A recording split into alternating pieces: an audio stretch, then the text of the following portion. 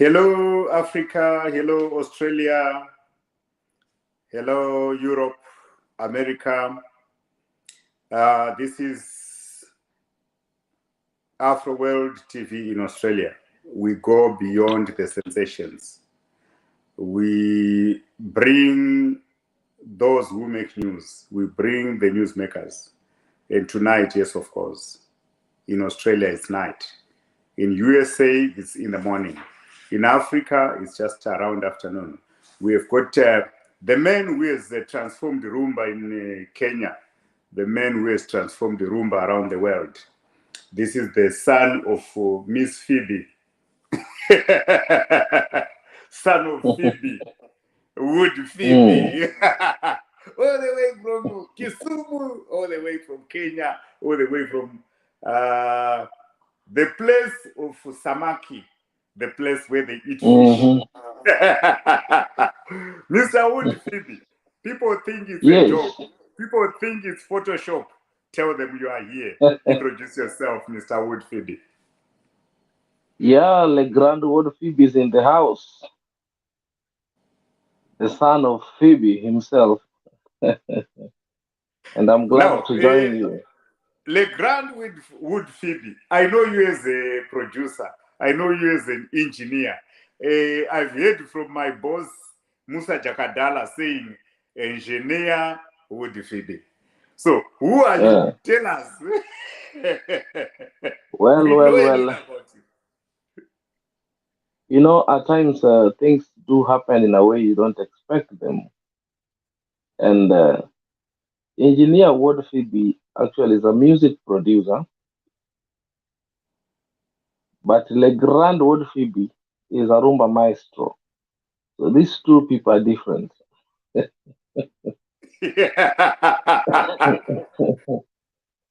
Yeah, and actually, I started off as a musician, but then when I got into Nairobi, there's a kind of quality of music I wanted, and I seemed not to be getting it in every studio I used to go to because maybe the style of production was really not really soothing to me, being that I was a fine instrumentalist and someone who had sung on bigger platforms for quite some time, especially in church. So I really believed in quality music. And so the studios I used to go to, I was not like getting the quality I wanted. So I said, let me open my own studio, my own home studio, so I can do my own music at my comfort with no pressure and work on the quality that I wanted. So along the line, I met a few artists who needed some help. And out of a good heart, I decided just to help them do their music. I wasn't doing production, I was doing my own. And then by helping them, they went and became a big name. And then they started giving contact where they recorded. And so that's how Barikiwa Studio, engineer Wuod Fibi, the producer, was born. It was never meant to be There's a lot to talk to you, Mr. Wuod Fibi. You are a household name in Africa, not in Kenya only, not in Kisumu only. Everywhere we've heard Barikiwa Studio, Barikiwa Studio. I don't speak Swahili, but I've heard Barikiwa Studio. What is this Barikiwa Studio? Barikiwa means blessed. The word Barikiwa means blessed. And initially, it was not being called Barikiwa. When I was beginning the production part of it, this artist came to the studio, and that time I had a nickname. My pastor used to call me a man of substance, simply because of let me say, the great anointing that was upon me when I was leading worship in church, when playing the keyboard. You could hear people call me, this brother is a man of substance. So when I was beginning that home studio, I used to call it Substance Records. So the artist came to the studio and mentioning or pronouncing the word substance became a little bit hectic. it was a mountain to climb. So I told them, my son, that particular time, I had a son who was around 4 months old in the mother's womb. And so I had given him a name as Israel Barikiwa. So I told them, why don't you just say Barikiwa Studio?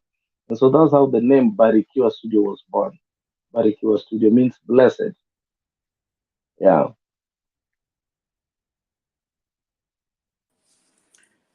Yebo, yes, Africa, Australia, Europe, America, Australasia, China. Tonight, down here in the East, we have the biggest man in African music, the biggest producer, Wuod Fibi, the son of Fibi. Yes. If you want your Yeah. music to be good, if you want to produce nice music in the world, this is the man, Wuod Fibi, the son of Fibi. He has been everywhere. He has produced everybody. So he's the legend, the African legend. So we have him tonight. We are talking to Wuod Fibi. He is not Photoshop. He's here right away. Wuod Fibi, tell Yeah. them you are here. Now, Wuod Fibi, you Yes. are a pot. You have cooked samaki. You have cooked Mm. matoke. You have cooked the githeri. Mm. Tell the world, which big names have you produced in music in Kenya? Wow. I've worked with some of the greatest names who, when we were beginning to work, they were not great in terms of their names, but they had the talent. And what I saw was the future. And I been working with everyone equally without looking at the big names as such. But they're big names right now. We began from scratch, and we have Prince Inda, we have Emma Jalamo, we have Johnny Jr., we have Osito Kale, Dola Kabari, we have very, very, very many big names that I cannot mention all of them. But we thank God that we have worked hard together collectively to build the brands that we have right now. So there are very many. I cannot mention all of them.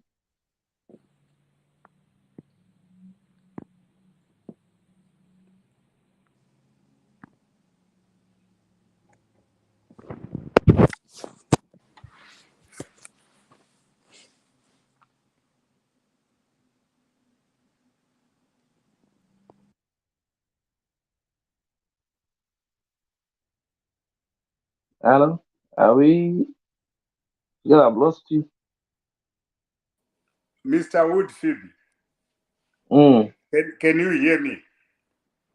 I can hear you. All You right. are lost, but I can hear you. Hmm. Yes. As I'm talking to you, there is someone who has just joined us. That is Mama Ethan. Maybe she has a Hmm. question. Mama Ethan, do you have a question to ask the biggest producer in Africa? She has disappeared.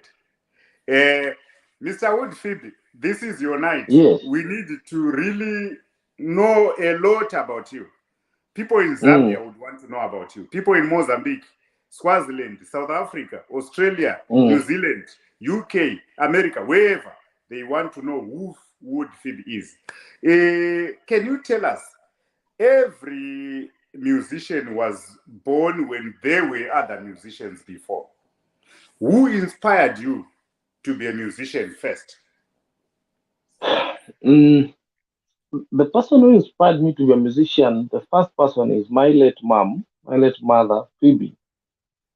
My mom was a great worshiper in church, and she was anointed. She was, I think, a young prophetess during her time because in her music, when she would sing, in church would see visions and interpret dreams and things like that. And most of the time when we were in the house, I was a young boy between the age of 8 and 10 there. My mom used to sing with us in the house, you know. She loved to worship a lot. And before we would go to bed, she would sing, she would pray with us and things like that. So my mom is my first inspirational. And that is why when I was becoming an artist, I decided to use her name as my artist name, son of Phoebe, Word Phoebe. Because Word Phoebe simply means son of Phoebe. Yeah, so she's my greatest inspiration. My mom inspired me a lot. And that's why to date, I'm still her son. Even in my career as a musician, I'm son of Phoebe, engineer Word Phoebe. So my mom is my greatest inspiration. May her soul rest in peace. I'm talking to three people here. I'm talking Mm, to Wuod Fibi, the son of Fibi. I'm talking to Wuod Fibi, the founder of Baricua Studio. Wuod mm, Fibi, the Le Grand Wuod Fibi, engineer with Wuod Fibi, the biggest engineer in Africa. I'm also talking to Wuod Fibi, the Rhumba musician. yeah. So there is a lot that you need to tell us tonight. Australia wants you to download everything. They want to know you. Mm-hmm, I've mm, got my friends like Charles Wameyo. Charles Wameyo. He's mm, waiting to know about World Phoebe tonight. He's going to be asking questions right now. He's an mm. Australian citizen, but from Kisumu. So I'll be bringing Okay. his questions. Since I'm not from Mm, Kenya, let me ask those questions that Zimbabweans would want to know, that South Africans mm, would want to know, Egyptians, mm. Nigerians, Ghanaians, everyone would want to know. Those from Kenya, some people from Kenya, they are here. They are going to ask those questions. Now, you have talked about your mother being the person who inspired you into music, but Mm-hmm. there are other musicians who would have inspired you into rumba. Because rumba, you know, rumba is the biggest music in Africa. You can't just do it. Mm. It comes from somewhere. Who inspired you to be a rumba, you know, big musician like you are today? Now, I get your question, and to answer you, I never planned to be a rumba artist. That is the truth. I never planned to be a rumba artist. I was a gospel musician. I was a worshiper, and I used to do worship. And along the line, you know, in this life, there are challenges. Remember, I grew up as an orphan. I was a street boy, and I suffered a lot. And music, after I lost my parents, music became my comfort, my comforter. Music became a tool upon which I used to find solace, you know. And whenever I would sit down in my corner somewhere just to reflect upon life, I would find myself just singing, singing, singing, and it would be gospel music, you know. As much as the songs I was sing, I used to sing were gospel music that were a little bit sad, but then that's what I used to sing. And so when I was growing now into a young adult in church, I loved music production. So I used to work in different studios just to see how I can learn how to play the music itself. Until one day I got employed in one studio. So in this studio, I was taking my time to learn a few things. But then that did not give me the breakthrough I wanted. So one day, a brother who we were worshiping with in the same church is called Ale Maindo. He's from Congo, but he lives in Nairobi, Kenya. He used to have a studio in his house, but at the same time, he was employed at another big studio. Actually, he was producing the late General Defao from Congo. And so he told me, brother, You are musical, you understand music, you understand the soundboard, that is the mixer. And so I have a studio in my house and I have a client, but I cannot work for the client because I'm going for work where I'm employed. So come, I show you a few things so that you can help me do the work as I go to job. And when I come back, I will finish where you left it at. And so when I went to his house, he taught me a few things that changed my future. That was the beginning of me being a producer. He taught me for 3 minutes, but whatever he taught me was a full course for 6 years if I was to be in university or in college. And so the concept I got from him is what I decided to use, and it is what that made me the producer that I am today. So back to your question, who inspired me to be a Rhumba musician? Now, after giving that foundation, I became a producer, and so people started approaching me. Some are politicians, some are businessmen who wanted songs done in their honor. Maybe they want them to use them for campaigns. And so one gentleman approached me, wanted a song for campaigns. So the offer or the deal was so sweet. He asked me to look for a musician who could sing about him, and he would use that song as an introduction so that he can join politics. So the offer was so big that I could not, you know, it was so big that it was so tempting. So I said, why should I look for somebody else and I can sing? Why don't I just make for him this song?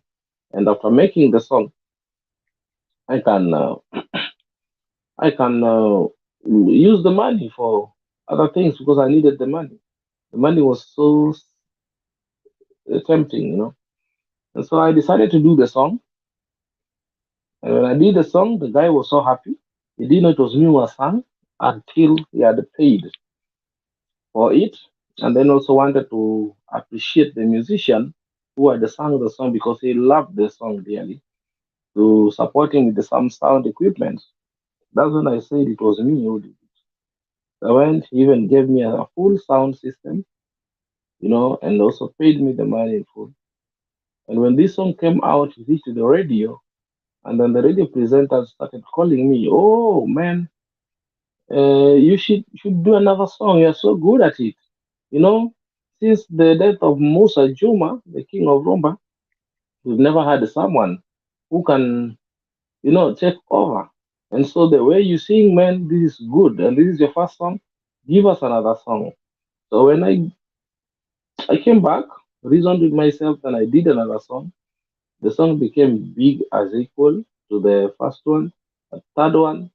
And when I got to the seventh song, no, the eighth song became the the turning point of me being a Roma musician, and that was Nyajaluo. Nyajaluo became an international hit. It went viral, and that is how I decided to to take the rumba music seriously because the moment it went viral, I was called for my first gig, and that's how the journey started. And so that's how I found myself being a rumba musician. So I was not inspired by any rumba artist. It was just the little knowledge I have in music because even in church we do rumba music.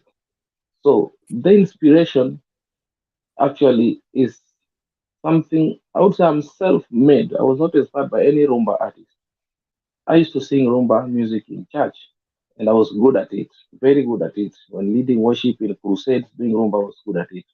But the reason how I got into rumba music, just like I've said, the offer that was being given by a businessman for someone who can sing to him was so lucrative and it was so tempting, and I decided to go for it. And the first song became a hit, and the radio guys, media started asking me for more songs. And then when I reached my eighth song, which is Nyajaluo, it went viral all over the world, and I started receiving calls to go and perform here and there. And so that's how I became a Rhumba artist. And Mr. Woodfield, sorry, I'm not from Kenya. You can judge from my accent. I'm from Zimbabwe, Mugabe's country. Now, I'm not going to shy away from any question. I'm going to ask you anything because I also want to know about Kenya. Like all my viewers, they want to know about Kenya. And I want to know about Africa because you, as one of the biggest musicians and producers in Africa, you have an influence in Africa. Your word can help someone in Togo, can help someone in Libya. Now, I've got this question. This show, we say we go beyond the sensations. We go beyond the truth. We don't leave anything, covered. You said there's this politician who offered something better. Who was that? Was it Mike Songo? Was it Raila Odinga? No. Was it William Ruto? Or No. Actually, he was not. He was not a politician. He was a businessman who wanted to join politics. But then, in Kenya, the funny thing, you can have a lot of money, you can be very rich, but if you don't have a name out there, your money cannot give you the votes. So your name has to be out there. So when you add to your money, then you have a breakthrough. So he wanted me with the Barikiwa Studio to put his name out there for people to know there is so and so. You get the point? And so that will be an entry point for him to to join politics. So with all his billions, but he didn't have a name on the ground. So what would give him the name is music. Do you know that all these names you can talk about in Kenya? Kenya is one of the countries in Africa whose politics everyone wants to know. Who's next president everyone wants to know. Even when I'm in Namibia, I want to know who is the next president of Kenya. So who is this businessman? Was it James Orego? As a media, was it Murkman? Who is this businessman? As a media personality, if you listen to me very well, I said my first song, I sang this guy, and the song is entitled. The title of the song is actually his name. So I leave it to you to find which song is Wuod Fibi's first song, and find out the name. And the title of that song is the name of the politician. So you find out my first song, which was my first song from my first album.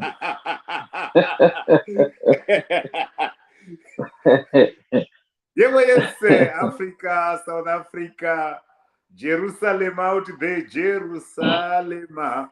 We have got the biggest man with us on our channel tonight. Mr. Wuod Fibi, the son of Miss Fibi, is here with us. One of the biggest producers, Barikiwa Studio. It's like this studio we here in Tanzania called owned by Diamond. Wasafi, yeah.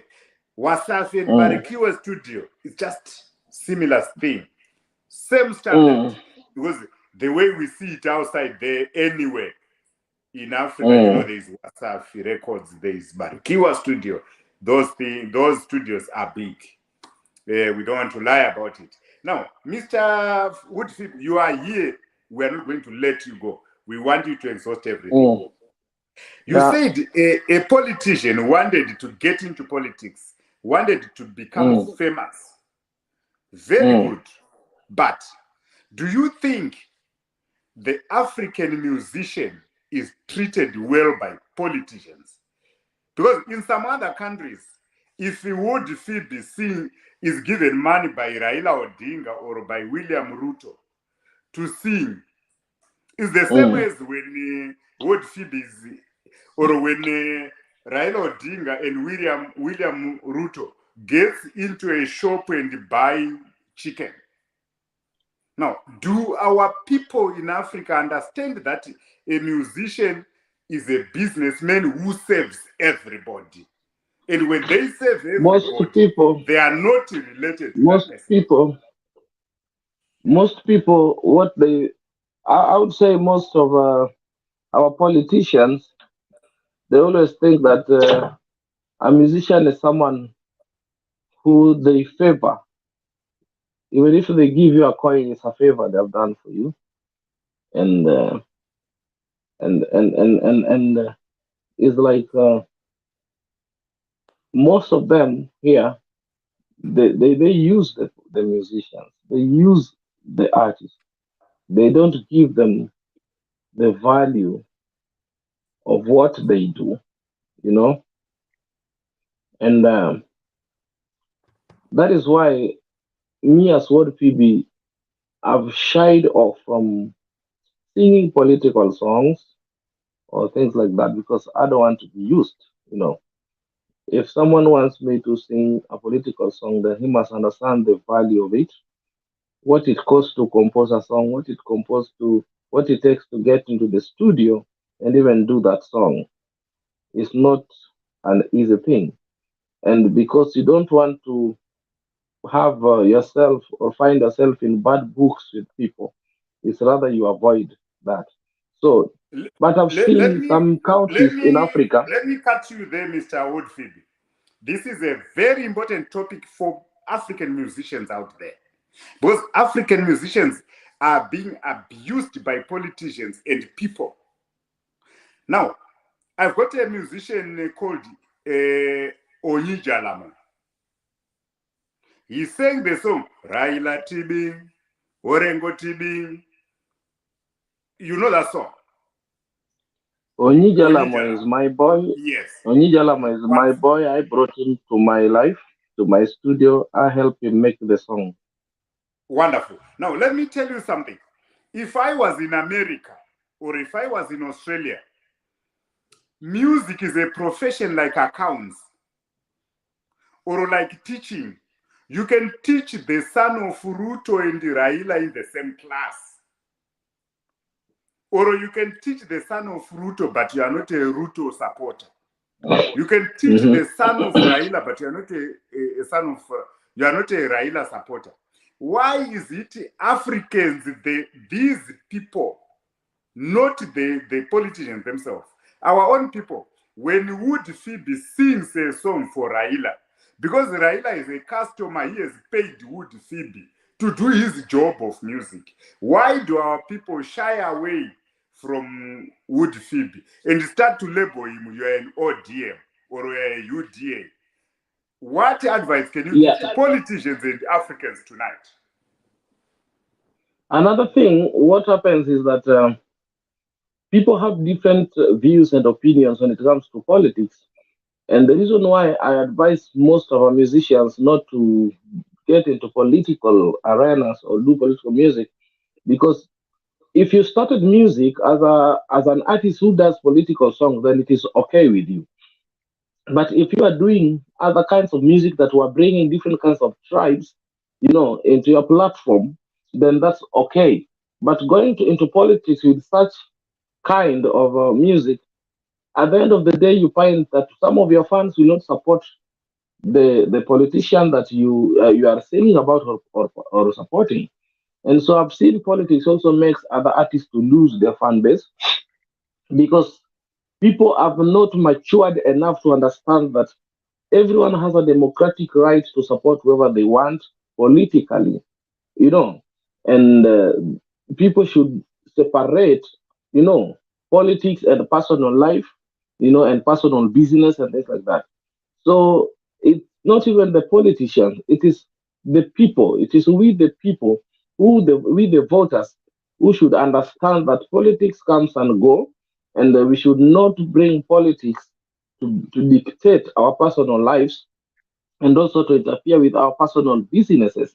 And so, as an artist, the reason why I would shy off from getting into politics is because of my fan base. Because I still want to keep my fans. Politics will come and go. Then I have other 4 years or 5 years to keep on working and performing and entertaining my artist who makes me to get my daily bread on daily basis. The politician only comes once in a while and they disappear. And some of them do not even pay you what they're supposed, the value of your art.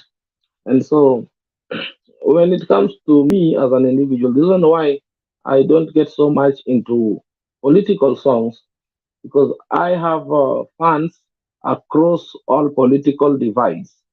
I have fans who are in the opposition. I have fans who are in the government. I have fans who are caught in between. They don't know where or which political party to join. But at the end of the day, in that status quo, they will still come and listen to my music because through music you you find comfort, you find peace, you get inspired, encouraged, and you get motivated. And so me, I will shy off from political songs, but then I don't say I don't want to judge for any other artist what they are supposed to do. It's your choice, it's your doing. And we know there are also those who have done so well with the political songs, like Onijalamo, my boy, started with a political song and it gave him a name. But you realize when he does any other song that is not a political song, it doesn't go anywhere. Unless he does a political song, that's when he gets a platform. So by the time when he did Raila Tibim, when elections were done, you've never heard about him, no big song, nothing. But then when a political season comes again, then you'll oh, there was a Nijalam, then he comes again with something. So that's the bad thing about people knowing you with political songs. You know, during seasons that there is no politics, it's hard for you to survive. It's hard for you to do art. You have to wait for a political season. So artists will give more to their fans that gives them the daily bread than concentrating on politicians. That's my view about it. But we, the people, the fans outside there, those who support the artist, they should also learn to distinguish or to separate art and politics. That politics, every individual has a democratic right to support whoever they want to support, but you should not use that to judge them on their business and the things they do to earn daily bread. And Mr. Wuod Fibi, I want to ask you, you're a music producer. I'm talking to three people here. Wuod Fibi, the Mm. person, Wuod Fibi, the musician, and Wuod Fibi, the music producer. All these people are very successful. All these people are very big. Let's say you are meeting poor me, who wants to be big in music, but I'm just a nobody. What advice can you give to someone who has passion in music and wants to be a big musician? What advice can you give them as a producer, a big producer for that matter? First of all, I would correct you by telling that no one is a nobody in this world. Everyone is somebody. Everyone is something.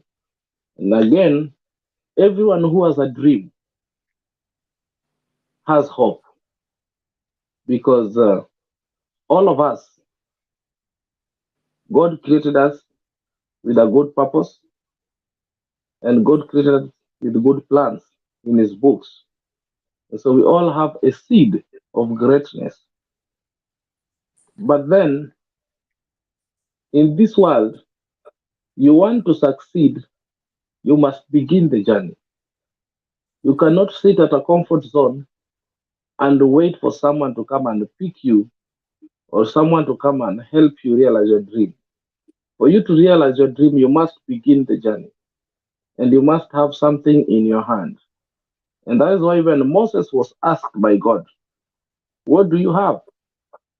And he said, God, I have a stick. Oh, then you have something. Use that stick, hit the waters, it will split into two, and let my people cross over the Red Sea. So, any artist that has a gift, especially I would say artists in this era, they have high opportunities, they have high chances of exposing their talents, without waiting by sitting down somewhere and looking for people to come and help them. How will we know you are great when you've not begun something? An artist will come to you, he has never sung anything, he is not doing anything, and then tells you, "Oh, I'm a great musician, I have big talent, all I need is an opportunity." So, how did you know you are great? What did you do for people to know you are great? What did you do for people to know you have talent? You cannot tell people that when you've not done nothing. And I'm telling artists, those upcoming musicians, that wants an opportunity. And I'll use my example. When I wanted to join music industry, I never looked for anyone to hold my hand or to support me or to make me a big artist. I started singing because I knew I could sing. And what I used to do, I will go to Facebook, do live. Actually, I'm one of the first people in Kenya to begin doing Facebook live. I would go to Facebook live and sing and tag people, and people will see my talent. Believe you me, I sang, did my music, and I it took me almost 3 4 years before going to any radio station or any TV station for an interview to introduce myself to people. But already my music was big and I was being given gigs without going to any radio station, without going to any TV station. My first TV interview and the biggest of them was at the Voice of America when I came to United States of America because I was being celebrated and they knew there's a musician from Kenya. We need to give him an interview, and I was given the interview. I also did another one in Maryland at Kilimanjaro, Media House. I also did another one through online at television in London, in the UK, and that is happening because I've pushed myself to the platform, and the people now want to identify with me that there's an artist called Engineer Ward Fibi. You know, I didn't just sit waiting for someone to come and pick me from there. So, to any upcoming artist, this is what I would say: we have YouTube, we have Facebook, we have Twitter, we have TikTok, we have Instagram, and very many other platforms. Begin doing something. Let the world see this is what you can do. You never know who will see what about you and decide this is a talent worth investing in. Begin to do something. Okay. And then, lastly, I would say if you have talent, there are studios that you can afford. You must begin somewhere. You are beginning, you cannot wake up, you want to go and record at Sony Records in the United States of America. You're a beginner. Begin with where you are. In your local area, there are studios that you can afford. Begin from there, but do your best. That your best will lead you to other places that you are dreaming of. For example, when I was doing music, I never knew one day I'll perform on big platforms. I'll perform in America, in Europe, in UK. I never knew that. It was not even in my dreams. My passion was just to do music. But today, I'm having an interview with you, and I'm in the US. Are you understanding me? So these artists, the upcoming artists, will not just sit down waiting for someone to go for them. You must go for it. You must go for it. Push. Kwa lugha ya Kiswahili, in Kiswahili tunasemanga, we say jitume. Yani send yourself. Jitume. Send yourself. Go for it. But begin from where your ability, you know, is. Begin from where you are able to afford. In your local area, there is a studio. Nowadays, we have home studios. They are everywhere. Begin from there. Use that to sell your talent on social media because if you're good, you're good. It doesn't matter where you have recorded. If you are good, you are good. And if you sing, people will listen and will identify with that talent. So that's all I can. That's the advice I can tell the upcoming artists. You have platforms right now that many did not have in the past. Use those platforms to sell your talent. Let people see how great you are. Yes. Mm, I would like to inform the world that we are talking to a world musician, the biggest musician. Uh, I think you can agree with me that in Kenya there were people like Les Wenyika, there were people like Musa Juma. They were playing Rhumba, they were not playing Ohangla. Yes. Maybe they played Ohangla one day, but Mm, you popularized this music called Ohangla by mm, producing it. What's the difference yeah. between Ohangla and Rumba? What is it? Can you tell us? Because we know Rumba. When I listen to Jakadala, when I listen to you, when I listen to my boss, what is his name? The one who passed on, may his soul rest in peace. Mm. The one who Musa Juma. sang, what's his name? Are you saying Musa Juma? Benny Jachiga. Abeni Jachiga. Yeah, sorry. Abeni Jachiga. Abeni Mm, Jachiga. I'm not from Kenya, so those names can mm, confuse me. But if I mm. look at the music of Abeni, the music of Jakadala, the music of you, because you all existed after Musa Juma. Yep. Now we are saying Uhangla and Rumba. What are the differences? Actually, there's no difference.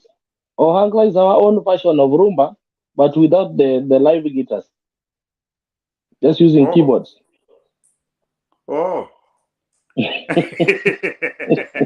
So who discovered it? Is it you, the producer, or the musicians like Abeni Jachiga? And Actually, Ohangla has evolved. It started with the people like Jack Nyadundo, the brother of Tony Nyadundo. well, there's someone called So, Jake Nyadundo because we know Tony Nyadundo. so Jack Nyadundo is the pioneer of Ohangla. Then his brother, Tony Nyadundo, Mm, picked it up, became a hit, and then from there we had Osogo Winyo, we had mm, Ouma Basement, we had Odongo Mayaka, and so it has mm. been evolving. Then we had Lady Maureen, so it had been evolving, and then came Emma Jalamo. So when Emma Jalamo Oh, Emma started Jalam. singing, I've heard about Emma Jalam. yeah, so when Emma Jalamo started singing, his tone was a little bit different because Emma Jalamo came from the church. Yeah. So when he came from the church, and Emma Jalamo means Emma the prayer warrior, the prayer man. Jalamo means a prayer man. You know. Yeah. So when he came in, his style of singing was a little bit different, and then the studio that he went to record at was also a gospel studio, and Emma was initially a gospel musician. So his style of singing was a little bit different from the Ohangla that was there that time. And so he immediately became a sensation. So he came with something that was now called modern Ohangla. Okay. So Yeah. the time he was coming in, it was the time I was also joining production. Okay. And so his first songs were recorded by a pastor called Lawrence, and it Mm. had that gospel touch in it. The instrumentation had that gospel feeling in it. And so this gave birth to the modern Ohangla that now I came into as a producer now to put up the generation that now I have now. Because Mr. Wuod Fibi, we don't come from Kenya, and Hmm. any Kenyan can tell me about Jake Nyadundo. I'm hearing it about it today, but Hmm. we come from down there in Southern Africa, Zimbabwe, Mm. Botswana, Mozambique, Mm. Swaziland, Eswatini now, Lesotho, Mm. all that stuff. Mm. But we started knowing Ohangla. We say Ohangla is produced by Barikiwa Studio. Ohangla is Yeah. produced by Wuod Fibi, engineer, the Mm. superstar, Le Grand Wuod Fibi. So, what made you to create this difference? That this type of music becomes a brand that is known in Zimbabwe, in Harare. We A are good dancing it. question. A good question. And this is a question that I love in every interview. Now, anytime Rumba was mentioned, even from your own sitting there, anytime you mention Rumba music, which country comes into your mind? Congo. Thank you. Congo comes into your mind. So I told myself, why should I promote Congolese music? I want us to have our own brand. I want us to have our own identity so that the world can identify with us, Ohangla, as music from Kenya. You get the point? And then I wanted that Ohangla music to get into the mainstream media, whereby the whole world can identify with it. Because there's no, you'll say, Rumba musician, is he from Congo? No, no, no, no. I didn't want that. You see. So I wanted a brand that will go around the world and be identified or be associated to Kenya. And so that is why I took this Ohangla very serious and I gave it my all to make it a brand that will be identified and as be associated with the Kenya, not Congo. So who brought this name Ohangla? What does it mean, Ohangla? Because let me ask you, because I don't speak Kenyan languages. The We funny hear thing, Ohangla, we've seen it, we have heard Abeni Jachiga, we've heard Musa Jakadala, we've heard Wuod Fibi. What does Ohangla mean? What is it? we have a percussion instrument. I don't know how you call it in your language. We have a percussion instrument made by, it's like a drum, but it's played at the armpit. You put it, you hold it through your armpit, and then the forehead is made by the skin of a monitor lizard. So just a Mm, percussion. So we call it ohangala. Yeah, that instrument is called ohangala. mm, So the original ohangala music had no keyboard in it. mm, They were all percussional instruments. The do, and then we had the triangle, ting ting ting, and then you also had the shakers, and then you would have people, you know, singing as a way of chanting.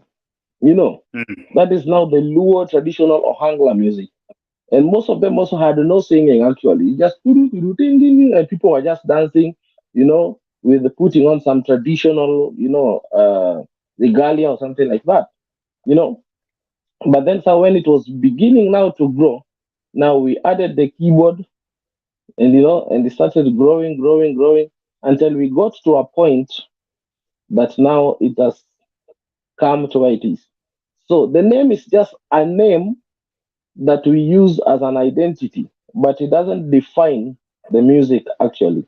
It's just like a name. You can call yourself Bill Gates, but you will not be the world richest man. We know the world richest man is who? Yeah. No, just a name you've used because it's a name that has inspired you. Yeah. So The Ohangla is just a name we've used to popularize, to have an identity. But you look at it carefully, the way we've been doing it, it's kind of an Afro pop in a way. And what's your, how do you view Musa Juma in Kenyan Rhumba?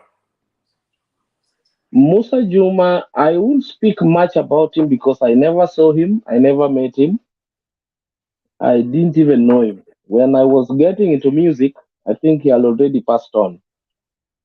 So I didn't know much about him. But listening to his music now and trying to follow his history, he came from a background of, even in his band, he had a lot of Congolese musicians.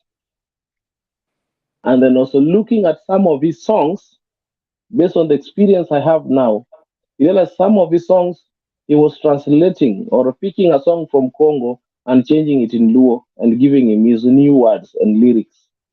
You know, so it was more inspired by the rumba music from Congo, the way he was playing it and everything. You know, and so, but he's a legend. He was a genius. His compositions are out of this world, and the people to date in Luo or in Kenya, even in the whole world, they still dance to his music even in his absence. You look at TikTok, you'll find his songs still trending on TikTok, but he died when TikTok was not there. You get the point? So that tells you the kind of music he did is music that will last and will be here with us forever. And I honor and Mr. respect him. He was a great composer. Composer. Mr. Fibi, when people listen to this interview tomorrow, they don't have to come back again and ask you who you are. Because this interview is supposed to exhaust everything. Tell us, if you where were you exhaust born? everything, Where were you mm, born? What's your family like? How many kids were you born in? And were you that child born in a very good family with a lot of food, or what is it? Can you tell us about your history? my history is kind of a painful one that I normally avoid talking about because it reminds me of a lot of things. But I would say I lived by the grace of God, and the grace of God pushed me to this far and has sustained me to be where I am today. I was born in the western part of Kenya, in Kisumu County, Nyando sub county, at a place called Nyakach, Kadianga.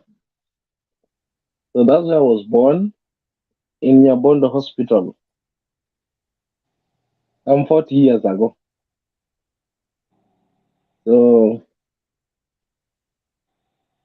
we grew up.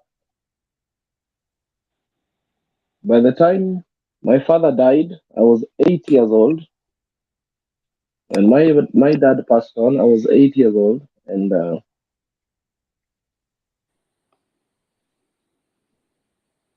we were three then. Yeah, we were three. I had two younger brothers. I'm the firstborn, and the life after my father's death was not that good. It's not that pleasant. It's something I really don't want to talk about. But we thank God for His grace that I'm here today. Yeah, that's what I can say. I thank God I'm here today, and He has made me who I am by the grace of God. And Mr. Woodfield, which other countries have you played your music in? Uh, I've been to a number of countries. I've been in Africa. I've been in the USA, I've been in Europe, I've been in Asia. So I'll give the continents other than the countries. I've been in the US, I've performed a number of states. UK, I've also performed in the UK. Europe, I've performed in Europe, Germany. I've been in India. Africa, I've been in Ethiopia, Uganda, South Sudan, Kenya. Yeah. Um, Look, when you are being interviewed in USA is different from when you are being interviewed in Zimbabwe, because we really ask you what you don't want to talk about, what you will never want to talk about. Kenya is going to the votes on in August. Musicians are the voice of the people. Musicians are like newspapers. They summarize a big story into a 3-minute song. What's your message to the Kenyans in August? Election comes and go. We are the Kenyans. We make Kenya, and Kenya will be us, and none of us is bigger than Kenya. We are all equal. Politics comes and go, and after elections, we go back to our daily hustles. Let us maintain order. Let us love each other, and do not allow politicians to divide. Let us not allow politicians to make us see our neighbor that we have been living with all this long to be an enemy. No, we are one Kenya. We are one people as much as we are many. Politics is just a 1 month thing. It comes and goes, and we remain to hustle. The politicians will go and forget about us. They come back after 5 years. That's when they think about us. So do not allow any politician to make you see or look at your neighbor as an enemy. A neighbor you've lived with all along, you've been sharing things, you've been talking and enjoying life together. Forget about them. Just go and do your democratic right to go and vote whoever you want. That is your personal secret. Vote, come back, marry and eat with your neighbor as usual, and life goes on. And you, Mr. Woodfield, you are going to vote if you were in Kenya. Are you going to vote for Kalonzo Musyoka? Are you going to vote for Alfred Mutua? Are you going to vote for Raila Odinga? Are you going to vote for DP William Ruto? Who are you going to vote for? If you were in Kenya in August, who were you going to cast your vote for?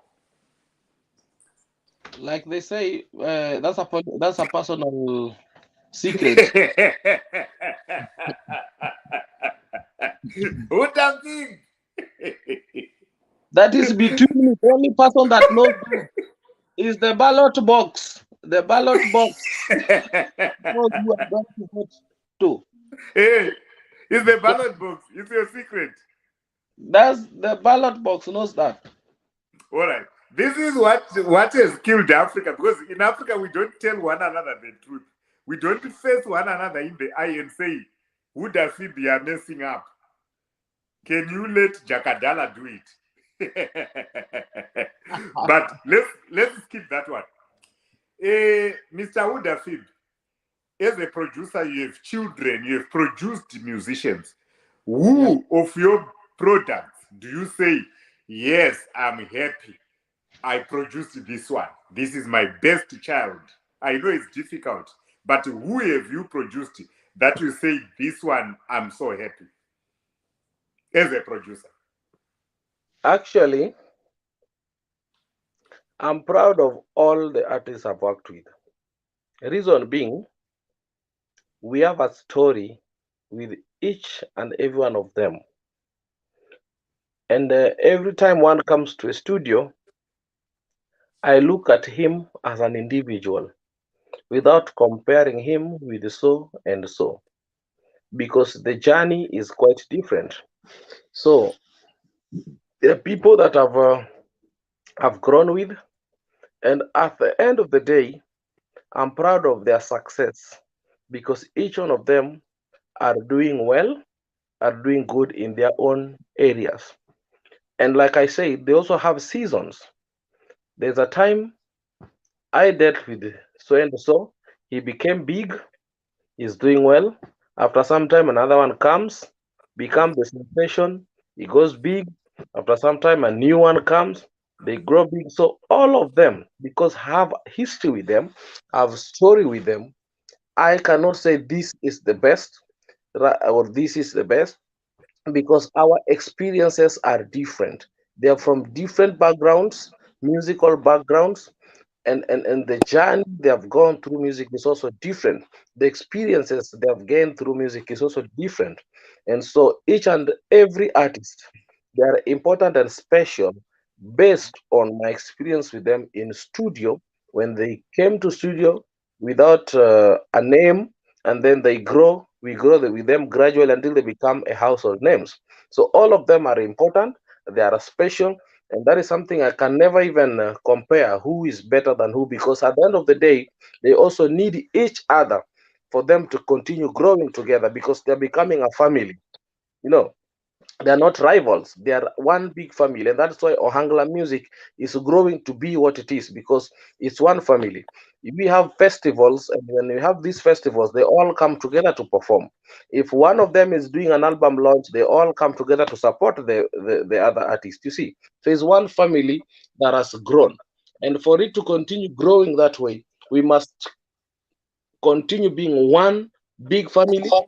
If we do competition, we do what we call healthy competition, whereby if so and so did a song, it's become big, or did a video, I also want to try to do a better video than what he did. I also want to try a bigger song than what he did. Healthy competition. But I cannot compare them and say so and so is better than so and so. No.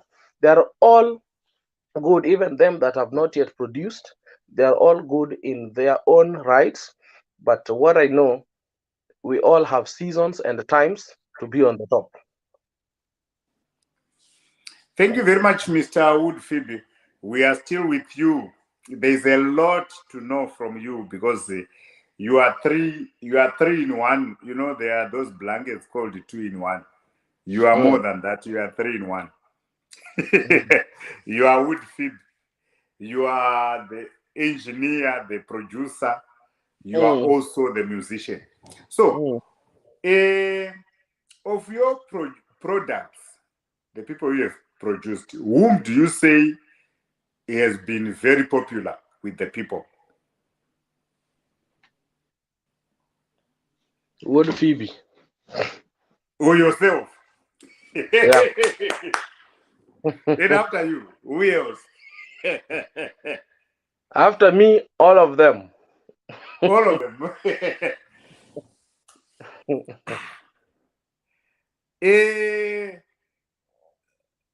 That's why, they even say all of them. That's why you're able to mention Abeni Jachiga, Emma Jalamo, Musa Jakadala, Prince Inda, Odongo Swag. You are able to mention them. Why? Because they are popular.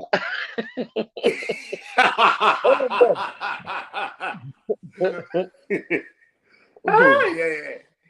Yeah, no, you have done great work. Of course, yeah, like you said, they are popular. We have had Emma Jalamo. What I've said, there's also that season whereby one is on top. There's that season comes that one has just come and is the sensation at that particular time. It doesn't mean the others are now not there. Okay. Yeah, when something comes up new, people would want to associate with it. New music has come forth, or who is the artist? New artist has come forth, Yeah, but doesn't mean now the ones that he found there are not doing well or they're lost. No, they are still there. And Western Kenya is very big. Where exactly do you come from in Western Kenya? Kisumu County, at the lake. I'm a fish eating man. You eat samaki? Samaki. So you're from the city, you don't come from somewhere in the rural area, in the country? No, I come within Kisumu County, From Mm. my rural home to Kisumu town is around 30 minutes. All right. So your home is just some village near the big city, Yes, near the big city, a place called Nyakach. Nyakach. Mm. Okay, yeah.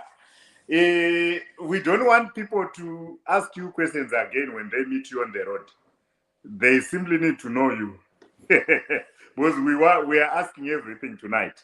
Because it's Mm. very difficult to get hold of you. So we are not going to let you know before you tell the world what is happening. Because people want to know their best producer. So sometimes people get into production because they want to minimize costs. They want, I don't know if you understand what I'm saying here.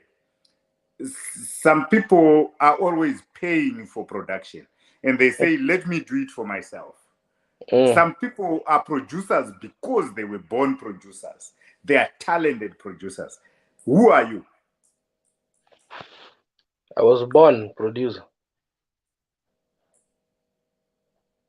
I was born a producer to produce music and the babies.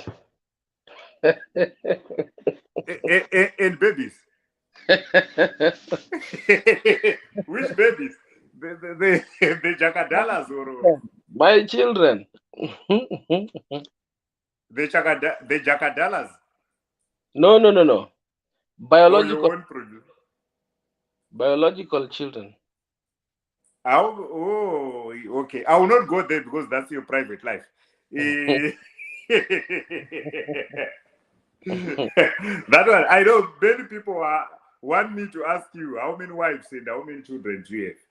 But I'm not going there because we are a professional channel, so we don't go to your actual private life. We want Mm. that to remain your secrets.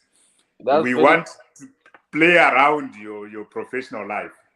Mm. Uh, how is okay? Before I go far, how do you see Nyakode? Akode? Akoda is my friend. She's my sister. She's good. She's doing her game. She's good at what she's good at. That's all I can say. That's all you can say. Have you been at parties and invited to white parties and everything? Myself, yeah, I've gone to Yeah. several parties. Oh, what's your working relationship with her? Do you talk every day or what? No, we don't talk every day. She's extremely a busy woman. She's a busy woman like you. Yeah, and I'm also busy. But we have a working relationship. That's all. Mm. Yeah, and we talk only when we have business to do.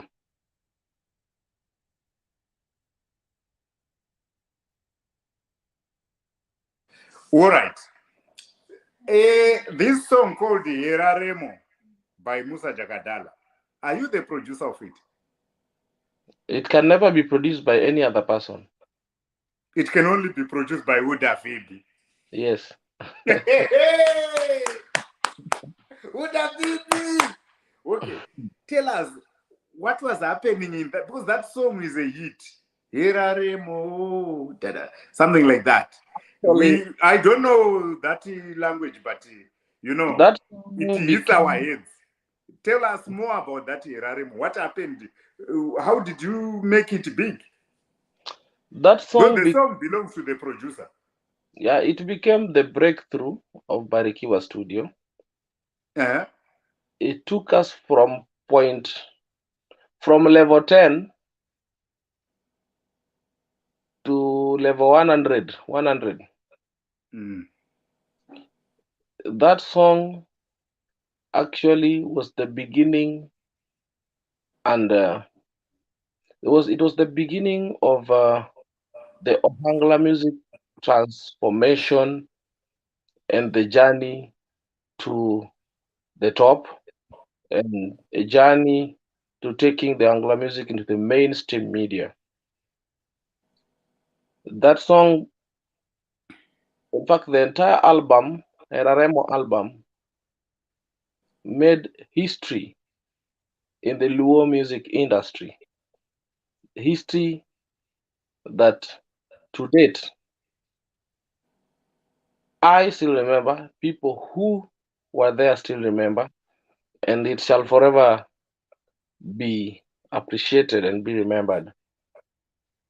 This is an album that took me 7 months to work on,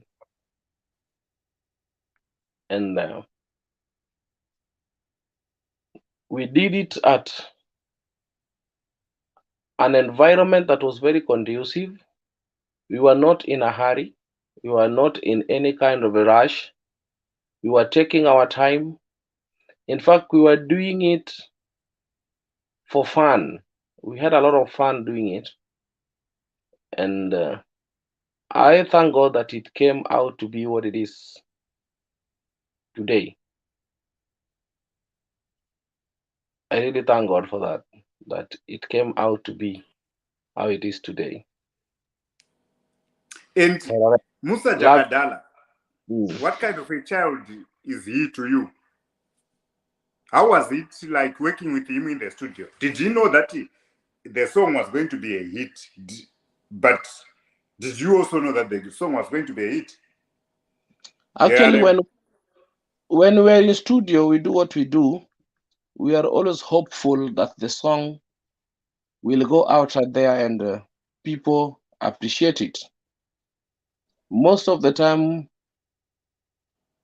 we do music with a lot of optimism and enthusiasm that whatever we do, the people will love, receive, and love, you know.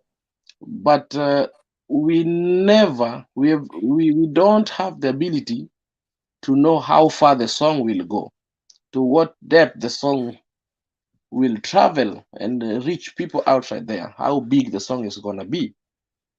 That one depends on the consumers and the people listening to it outside there. They decide to make the song big. At the studio, we do our best and we hope that it will go outside there and reach the people and the people will love it. And Musa is the one humble guy, very down to earth, that doesn't speak much, only concentrate on doing what he was born to do, and that is to entertain.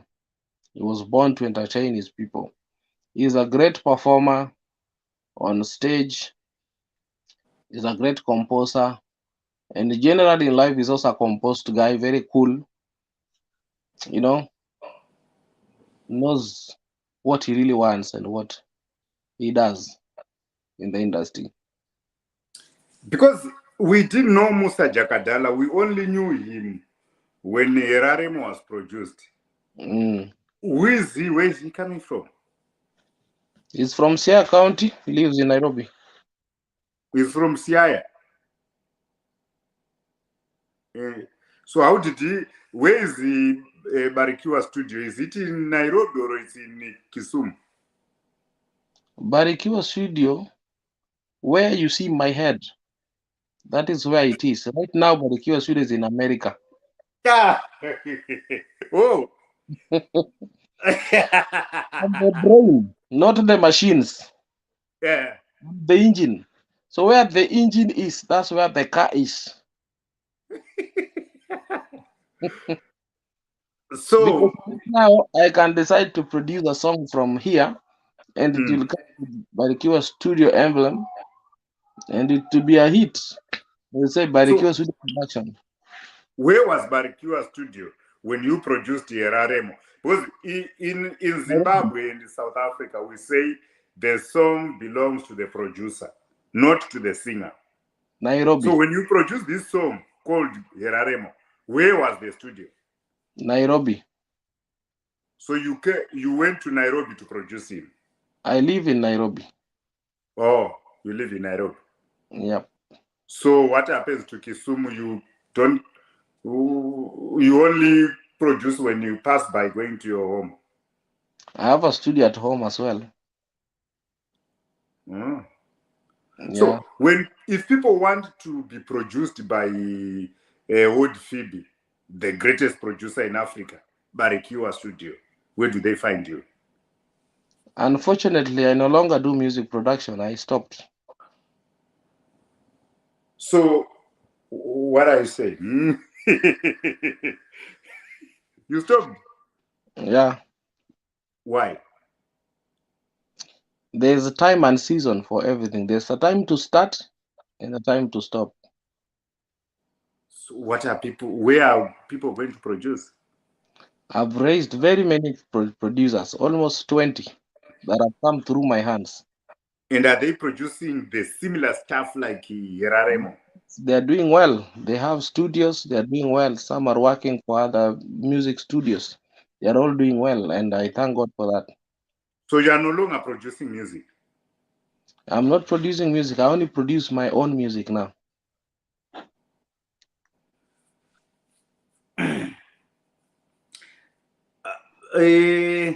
You are not producing Kenyan music. What about if I came from Zimbabwe and I say Yeraremo was a great one, the original, others follow.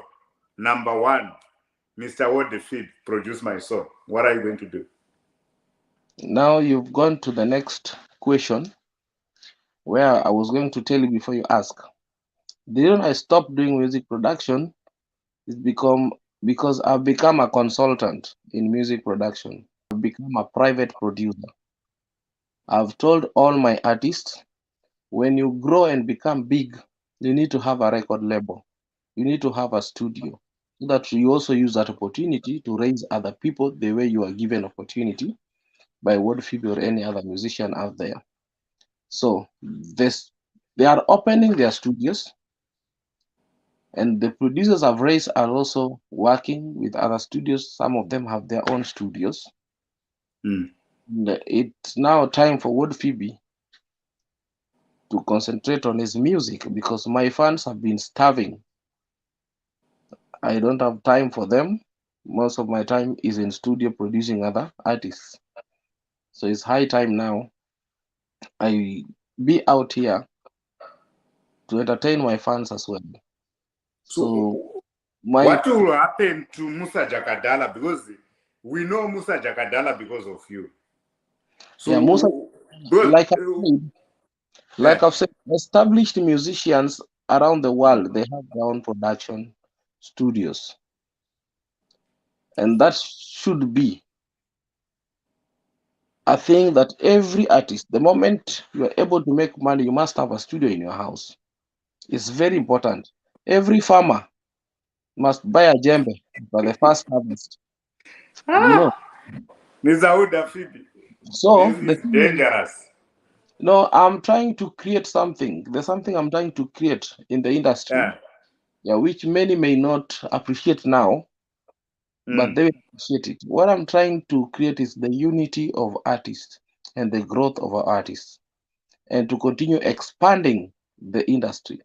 When Musa has his own studio, Prince Inda has a studio, Emma Jalam has a studio, and each one of them they take an opportunity to raise other artists within their record labels. The industry is growing. It's not all about World Phoebe. It's about making the industry bigger and greater. And when that happens, World Phoebe becomes a consultant. Musa will call me, hey, Daddy, we've done something here. Come and listen to what we've done. So I'll come and listen. If there's why I can add an input, I can add an input and say, this is good. So by doing so, I'm creating opportunity for other producers to come forth because I'll not be there forever. What if I die tomorrow? Is that the end of music? Is that the end of Wangla music? No.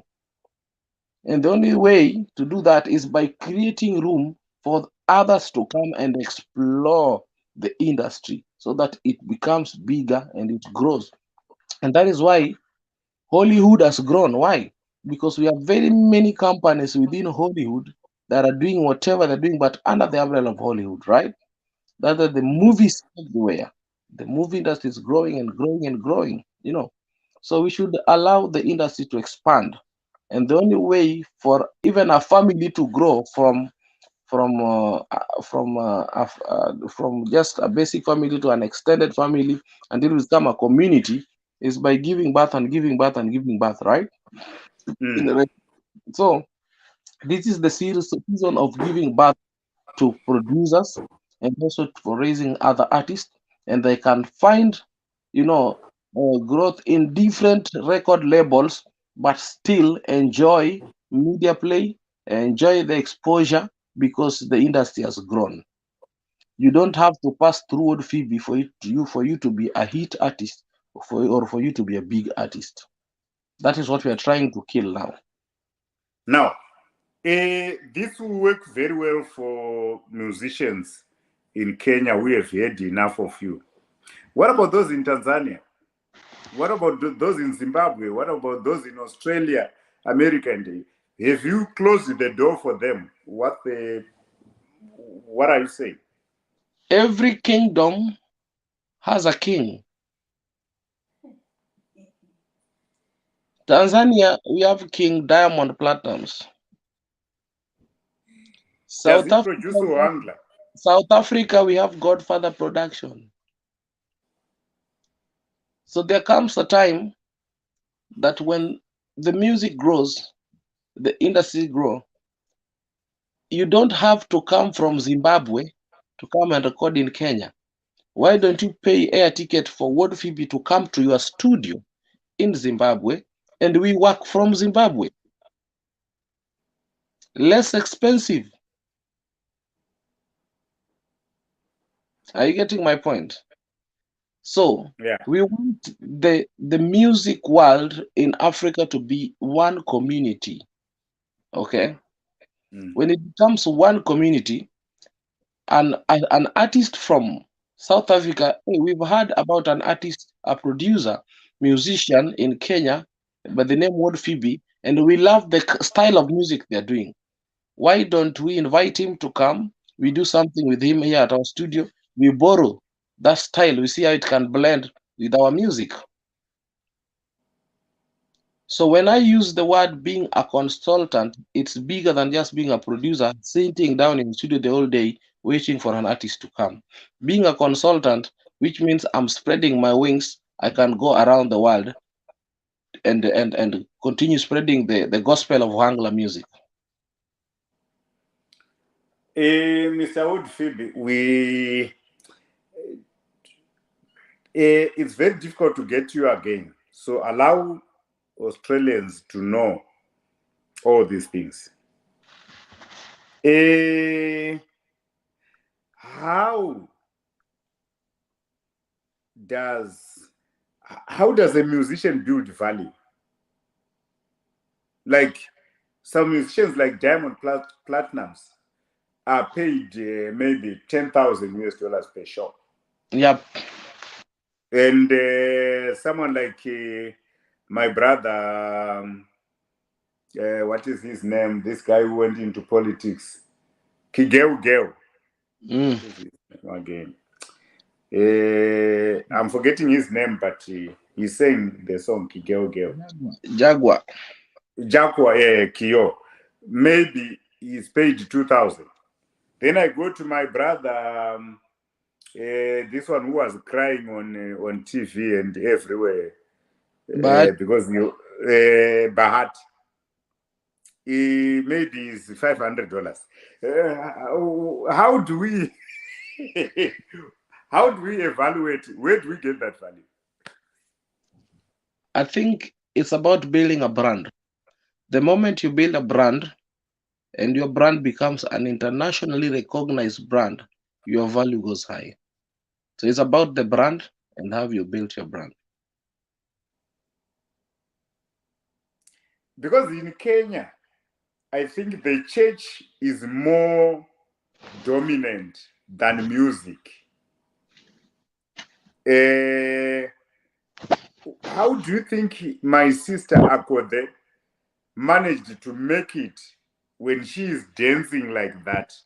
Whereas that dancing is not allowed by pastors. The Wamama Wakanisa and the Papa Wakanisa. How did my sister break through those tight chains of Kanisa to make it? I will not talk much about her unless I connect you to her. to ask her that question directly. I can But do as the a producer, how would you advise somebody in a country like Kenya, where the Kanisa religion or the Kanisa whatever is still a big? Because if you come to Zimbabwe, any a person can sing in church and then go and sing in a bar, because singing is their profession. An accountant can save a pastor and can save a drunkard. It still accounts. Same as a musician. I can go and sing in church, I can go and sing in the bar. It's my profession. That's what makes my kids get money. So what is happening in Kenya to ensure that people see music as a profession, that they can hire a Wuod Fibi to sing in church, to sing in a bar, to sing at a wedding, to sing at a funeral? How are people changing? When it comes to church, I really don't want to speak much about church, but what I can say, we have a lot of hypocrites today in the church who come to the holy at thou attitude and approach, but in real sense, they're living a very sinful life. They're not honest. But when you see a church like that, the one you're talking about in Zimbabwe, it simply means one thing: they are not hypocrites. They face the reality of life. And I identify with that because my pastor back in Kenya is from Zimbabwe. So, and he has not given us restrictions. He teaches the word of God and let that word of God work for you. You get the point? So, uh, and he doesn't have a problem with us because at the end of the day, you know your God. You know what to do right and what to do wrong. And you know what you can do to glorify God and what will bring shame to God. You get the point? But at the end of the day, people must work. And there is time to work. There is time to thank God and worship God for the ability to work. You get the point? Any work is good, only that you don't do work that is not genuine. If you're doing work that is genuine, that is you are getting the pay honestly, then you go for it. But do not do works that do not glorify God, works that makes other people get inflicted, like crime, stealing. No, that one I don't advocate for. But any work that you earn genuinely, whether you're working in a bar, whether you are working as a musician in disco, that is your work. It is what pays you. And even God do not entertain lazy people who do not work. He said a person who does not work should not eat. You know. And so if a person gives themselves to work and they work and whatever they're doing, their earning is genuine, we are supposed to encourage and support them. But the church today, they are hypocrites, yet they preach prosperity. They want money all the time in church. But when people go to work, they want to discriminate them. You're not supposed to go here and here or there and there. That is very wrong. You're not supposed to judge people or discriminate people. For example, the reason why most musicians do not go to church is because they're being discriminated by the pastors and whatever. They say you are a person from you are a worldly person. You are a sinful person because you sing in bars. Who said going to a bar is sinning? Me, I don't think it's sinning. You're going there to work. You're going to sing, to entertain people, to earn money. That is your work. And because you know where your strength comes from, where your gift comes from, you can go to church on Sunday to thank God for the ability to sing, for the ability to earn money in a genuine and honest way. So I would say it's because of a lot of men of God who, men of God in quotes, who have called themselves, they're not being called by God, and they're very hypocritical. They're never honest. And I don't know, because we follow you very well, but you don't follow us. Are you a pastor or an apostle? Because I remember somewhere I was reading that you are a pastor or something like that. Can you shed more light on that? I am an apostle of God by You're an calling. apostle. By calling. So when did you become an apostle? Before you started production, before you started music, or what happened there? Like I told you, I grew in church. I've been in church like all my life. And even when I was doing my first song, I did it when I was in church. Actually, I was a pastor, you know. But I was judged. Actually, I was Mm-hmm. discriminated by my work. And so I Yeah. decided to to step back and do my things. But my calling is still there, and that is why even in my music I still sing gospel music. So mine was apostolic music ministry. Yeah. My work is to make sure people are blessed through music. They are entertained through music. They're spiritually lifted and motivated through music, because music, like you said, can speak a whole book in 3 minutes. Yes. Mm. Now, I want people to know, because we live in different parts of the world, and we have different business people. They want to budget. How much can they pay for Wood Fibi to produce their music in US dollars? How much can they pay for Wood Fibi to come and play at their wedding, or just a club show, or a church show, or whatever? What are your charges? That Let's start with production. everything about that is private. It depends on the volume of work. It depends on the package, and so that my management always decide. I don't even decide.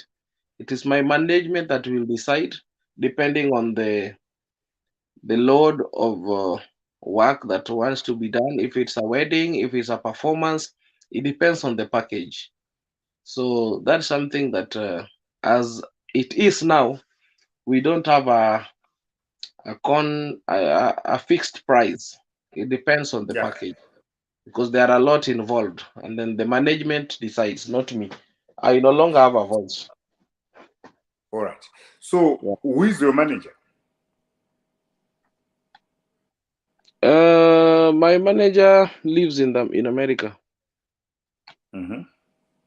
and she's a private person, so I normally don't disclose her name. And what are the email addresses or phone numbers that people can go to when they want to engage Wood Fib as a producer or as a musician? Yeah, I have American number and also have a Kenyan number, and then also have an email where people can reach us. What's the And email? yeah, the email, I'm laying it out. Okay, wonderful. My manager, Mm-hmm. you go to Facebook, there's a page called Slim Nyarawendo. Come again, Slim? There's a page called Slim Nyarawendo. If you look at the charts, Nyar Awendo. look at the charts, you'll find it there. At the Okay, charts, thank you very much. you'll find the name Slim Nyarawendo. Okay. Okay. Yeah. That's your manager? Yeah, that's my manager. Wonderful. Thank you very much for that. We will spread it out for people to know who to contact when they want to.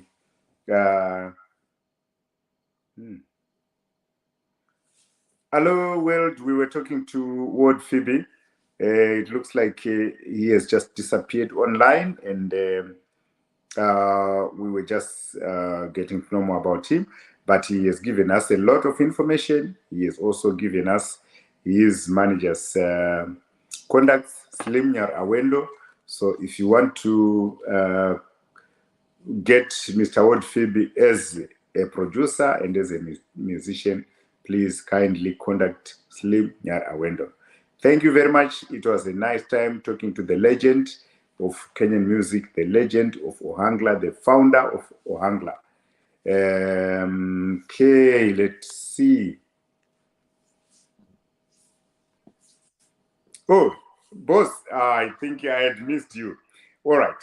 So, Mr. Wuod Fibi. I've also placed my email on the chat. The email people can reach us on is on the chat. Wonderful. Thank you very much. So we're going to spread all that information to take it to different platforms. And thank you very much for giving that information. It's very important for people. With people in Australia, we have always been asking, how do we get Wuod Fibi to come and perform for us? How can I produce music with Wuod Fibi? People in New Zealand, China, All that, Dubai, and all these all, other countries which are in our side of the world. all that Slim Yarawendo can answer all that. It's Slim Yarawendo on all social media platforms: Facebook, Twitter, Okay. Instagram, TikTok. She's on all those platforms, so anyone with any question can reach her. And then I was trying to get to add Slim Nyarawendo, but it looks like I couldn't get to have audio on a channel. All right. So let me say this, Mr. Wuod Fibi. What's your advice to anyone who wants to be a musician at the level of Wuod Fibi? How can someone be a Wuod Fibi tomorrow? What's your advice? I don't so much advocate for one wanting to be like me, because being like me, you must go through what I've gone through in life. Because the process, you cannot jump it. You cannot skip the process. So if you are ready to be an orphan at the age of 8, then you want to be like Wuod Fibi. Yeah. If you want to be a street boy and eat from the debes, then you want to be like Wuod Fibi. So before, if you are not ready to go through the sufferings I've gone through, you cannot never be Wuod Fibi. But you can work hard to be what God wants you to be, because God is the one that knows our destiny. So Wuod Fibi can only inspire you to be someone greater in life, but you can never be like me, because I will be me. There's no any other version of Wuod Fibi. It's one. It's me. No other. If you hear any other Wuod Fibi, that is fake. That's a photocopy. That's not original. So I can motivate, inspire you to be what God wants you to be in life. Maybe you are going to be greater than what Wuod Fibi is, has been, or will forever be. Maybe you are meant to be a greater person, so do not limit yourself to being like Wuod Fibi. Maybe you are above being Wuod Fibi. I can only be a motivation and inspiration for you to be what you are. So the first thing, believe in your dream. Second thing, pursue your dream. And the third thing, which is very important, believe in yourself that it is possible and you can make it. And so go for it. Don't wait for anyone. We have platforms right now that can give you instant fame. And that's it.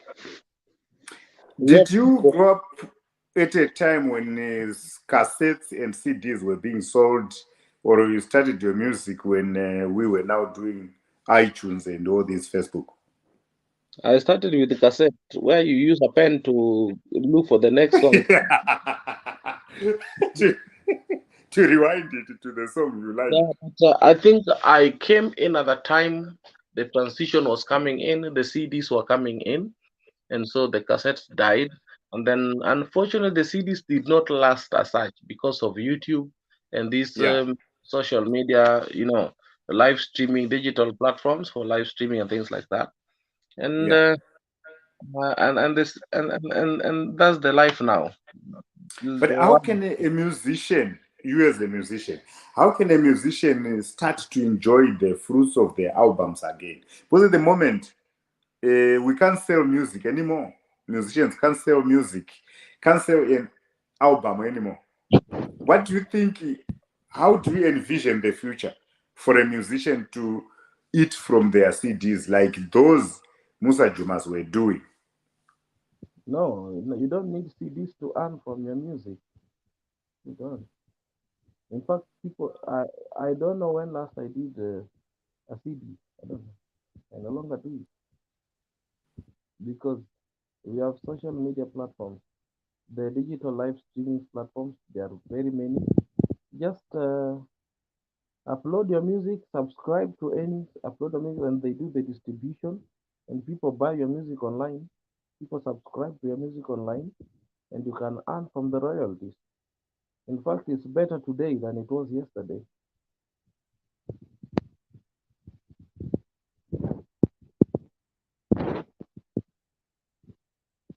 So you are saying it's better today than it was yesterday.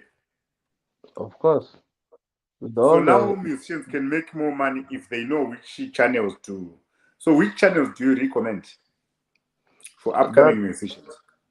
that will be advertising for them. They have not paid me for the advertisement. Le Let Grand with them research. Fibi. Let them do research. Let them do research. Yeah. Mm. It's on Google. They just type digital streaming platforms. They will come. Let them do research. Mm. Hmm. So this is one of your children. Did Abeni Jachiga pass on because of COVID or natural means? Because we were not there, but we are curious. I was also not there. I'm just curious as you are. So, what's your relationship with Susan Owio? Is it Owio or Owino? Owio.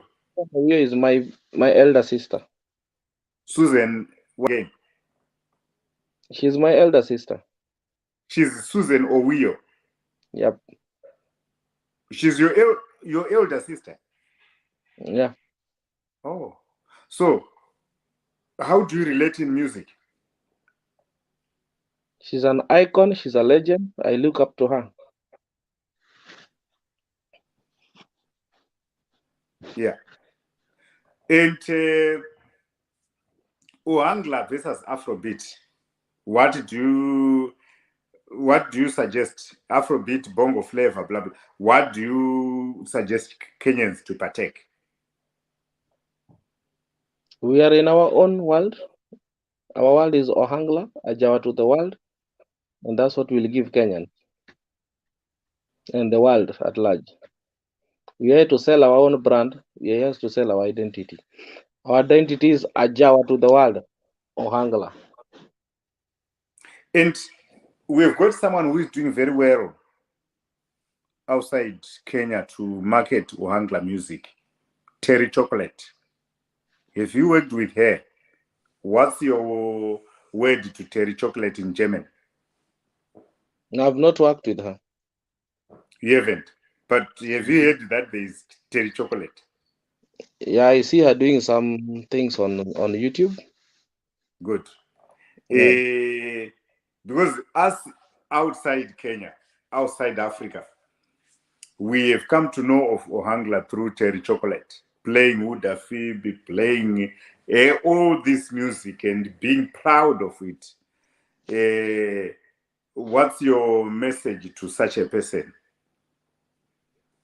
I think she's just doing a business by building a YouTube channel to earn money. She's doing a thing. Hmm. She's doing a thing. Yeah, if someone is on YouTube and dancing to other people's music and putting on YouTube channel, she's earning money. She's doing her own thing. Okay. So YouTuber. all in all, she has to She's a acknowledge YouTuber. She's a the YouTuber. producers of the music she uses, She's a YouTuber. like African Tigress. You know, a promoter is someone who will see a talent, Yeah. then try to make this talent earn a living or earn money out of his talent. Mm. And so I don't know how what he's doing can change the life of any artist or even put food on the table of any artist. Would have been Legrand would have been. Tell me something. Musa Juma passed on. He didn't have a son. Maybe he had, but the son is not doing music. John Jr., has he managed to put on the shoes that were left by Musa Juma? Like I said before, you can never be the other person. You can only be your version. So Johnny Jr. is doing good, and is doing good is in own level, is in his version, and is wearing his own shoes. That is doing good. And is a legend in our time, and we can never compare him with Musa Juma. Musa Juma was a legend in his time, in his own way and right, was a great musician, great composer. And Johnny Jr. is living, is still alive, is doing his thing, and is great in his own level. His shoe size can never be the same shoe size for the late Musa Juma, the legend. So I normally have preservations when it comes to trying to compare people. But what I'm saying is, John is doing great in his own level and right, and we respect and love him. Mm-hmm. Because you are from Kenya and you're a producer, you may be going through and checking these people. But as from other countries, we only enjoy what has been put on our table. Like I'm talking to you because I don't know, you put yourself on our table because of your good music. Mm. Now, when it comes to Musa Juma, he produced good songs like Heramudo, Heramwandu, all those big, great tracks. But John Jr., we know nothing. He might be playing in some bars in Masebit there, but we know no one song at all. You or who? Outside Kenya, we know No, nothing. his music is known. He has even performed in America. Sometimes you perform in America to Kenyans in America. Yeah, But this is not. whereas if I bring Diamond, you will not perform to Tanzanians in Kenya. You perform to Kenyans in Nairobi. So this is what we're talking about. Like if I bring Wuod Fibi in Australia, he's going to perform to everybody because he's an international artist. We know his music. Even me, I'm not from Kenya, but I know the music of Wuod Fibi. I know the music of Musa Juma. I know Iraremo for Musa Jagadala. So this is what we are talking about. Okay, what I want to say, what I would say in simple terms, Johnny Jr. is a legend. He's my senior. I respect and love him, and I know he's doing his best the way he can, and maybe you haven't come across him, but because you know there is Johnny Jr., so his music is in Zimbabwe, is in Australia. Because you know, that's why you're asking about him, so you As a know. producer, what can you tell John Jr. to put on the shoes of Musa Juma? Where he's coming from? Because to be honest, like you said, because we knew John Jr. from Musa Juma as a band, there was John Jr. in that band, like other members. Like I would know that there was there was Afande or Emilia Elias in Wenge Muzika Besebeje 4x4. It doesn't make Emilia a good musician better than Werason or better than Jibemjan. But they were known there as part of a group. Like I know John Jr. as part of, but we have heard he's now doing his own thing, but we haven't known those works. Can I ask you a question? Yes. On your table, who comes first, Werason or Feregola?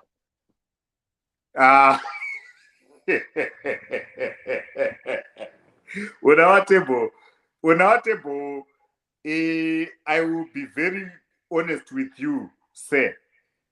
When we talk about Werason, we can talk about Solola Bien, Alakelele, so many songs. When we talk about Feregola, we just know the name, but I don't know any song. Let me make it simple. Feregola having a show, Werason having a show. Which one are you going to at the same time? Werason, of course, because I know the songs. And don't forget, Werason is a son is a father of Feregola, right? Yeah, but we go to sing along to songs. Who's doing greater now, Werason or Feregola?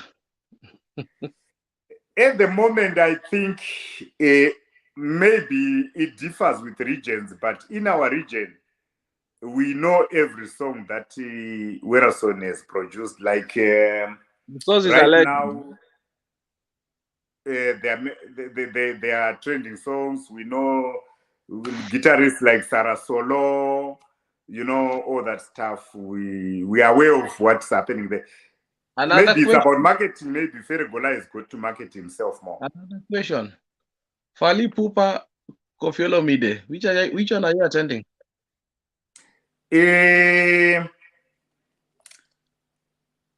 Koffi Olomide will still remain having a name because we still know all his songs and his latest ones, like his latest ones. But we know Fali Pupa is a name, but he hasn't put a song out there that we can. He's trying, but his father is still a legend. He's still doing his songs like Selfie. I'm telling you so.